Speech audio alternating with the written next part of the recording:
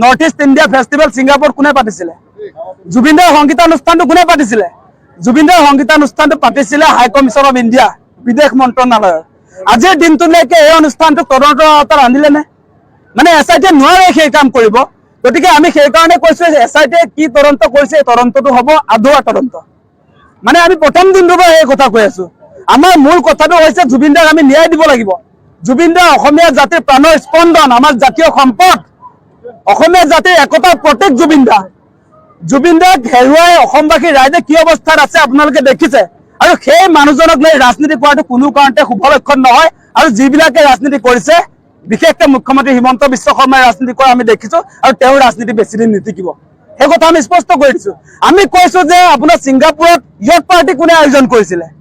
ছিংগাপুৰৰ য়ট পাৰ্টিত যোৱাৰ কাৰণে জুবিনদা সাগৰত সাঁতুৰিবলৈ গৈ মৃত্যু হ'ল বা হত্যা কৰা হ'ল তেখেতক। গতিকে য়ট পাৰ্টিৰ অৰ্গেনাইজাৰ কোন?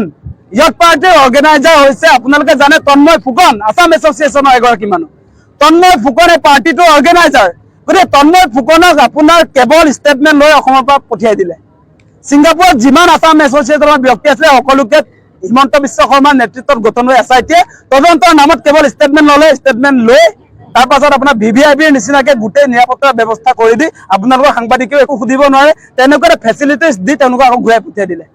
হত্যাকাৰীক কিয় এনেকে এৰি দিয়া হ'ল বুলি যেতিয়া ক'লে, বা মৃত্যুৰ গোচৰত যিবিলাক অভিযুক্ত তেওঁলোক কিয় এৰি দিয়া হ'ল বুলি যেতিয়া আপোনালোকে প্ৰশ্ন কৰিলে, তেওঁ কয় যে মেধাৱী ল'ৰা, চোকা চোকা ল'ৰা ছিংগাপুৰত থকা মানুহবিলাক। চোকা চোকা ল'ৰা হ'লে আমাৰ প্ৰাণৰ স্পন্দন জাতীয় সম্পদ জুবিনদাৰ নিচিনা এগৰাকী শিল্পীক তেওঁ মাৰি পেলাব পাৰিব?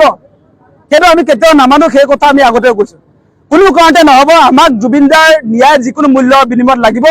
আৰু এনেকুৱা যিবিলাক তদন্ত চলিছে আপোনালোকে দেখিছে নে নাই? এতিয়া তদন্তৰ নামত তেওঁলোকে বিহু কমিটিবিলাকক মাতি আছে। তদন্তৰ নামত বেলতলা কমিটিৰ কি কথা আছে? আপোনাৰ ছিংগাপুৰত হত্যা হৈছে জুবিনদাৰ। ছিংগাপুৰত যিবিলাকে পাৰ্টি আয়োজন কৰে তেওঁলোকক এৰি দি এতিয়া আপোনাৰ এই জুবিনদাৰ কাৰণে পুৰি বনোৱা ৰুটি বনোৱা চাহৰ দোকানীজনক যদি আপুনি ষ্টেটমেণ্ট লয়, তেতিয়া তাৰ উত্তৰ ওলাব নেকি? আপোনালোকে গোটেই কথা বতৰাবিলাক চাওক যে SIT-ও আপোনাৰ এমাহ দুদিনৰ পাছতহে ছিংগাপুৰ গৈ পাইছেগে। গতিকে আমাৰ কথাটো অতি স্পষ্ট যে এই যি SIT-ৰ তদন্ত চলিছে সেইটো আমি সুখী নহয়, অসমৰ কোনো মানুহে বিশ্বাস কৰিব নোৱাৰে। গতিকে এই তদন্তটো সেইকাৰণে কৈছিল যে আমি CBI-ক দিব লাগে, তেওঁলোকে নিদিলে। কাৰ স্বাৰ্থত নিদিলে? কাক বচাবৰ কাৰণে নিদিলে? কোন আছে হিমন্ত বিশ্ব শৰ্মাৰ ঘনিষ্ঠতাত? আমি দেখিছিলো যে শ্যামকানু মহন্ত আচলতে হিমন্ত বিশ্ব শৰ্মাৰ ভাতৃৰ নিচিনাই। আজি শ্যামকানু মহন্তক আচলতে CBI এনকুৱাৰী দিলে মানে তেওঁ ফচিব বা হিমন্ত বিশ্ব শৰ্মাৰ শ্ৰীমতীও ফচিব বুলি ভয় নেকি? কিবা নহয় কিবা গোপন অংক নিশ্চয় আছে। গতিকে আপোনাৰ হত্যাকাৰীক বচাবৰ কাৰণে আপোনাৰ CBI তদন্ত নিদিয়া কথাটো বস্তুটো ওলাই পৰিছে নহয়, যে মুখ্যমন্ত্ৰীৰ তাত আচলতে ইনভলভমেণ্টটো আছে। তেওঁ মানুহ এইবিলাক মানুহটোতো হয়। আমি দেখিছো যে বিজেপিত হিমন্ত বিশ্ব শৰ্মাক অনা মানুহবিলাক শ্যামকানু মহন্তৰ ঘৰৰ পৰিয়াল, ভাস্কৰ জ্যোতি মহন্ত, নন্দী গোপাল মহন্ত আপোনালোকে